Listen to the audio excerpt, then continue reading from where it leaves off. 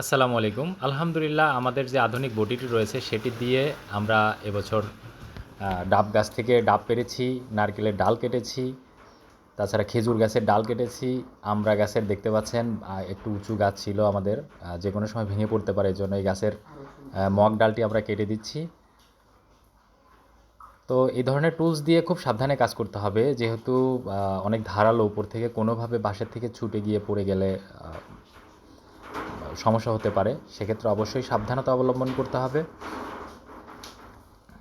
এই বটিটি দিয়ে আপনি যে কোনো উঁচু গাছের ডাল, গাছের পাতা, গাছ থেকে নারকেল পাড়া বা ডাব পাড়া, এই জাতীয় কাজ করতে পারবেন। আমরা দেখেন নারকেল পাড়ছি আমাদের গাছ থেকে, আলহামদুলিল্লাহ। তো আপনারাও চাইলে প্রোডাক্টটি আমাদের থেকে নিতে পারেন এবং নিয়ে আপনার এই যে উঁচু যে গাছগুলো রয়েছে সেই গাছ থেকে ডালপালা পাড়ার জন্য ব্যবহার করতে পারেন। ভালো থাকবেন সবাই। আসসালামু আলাইকুম।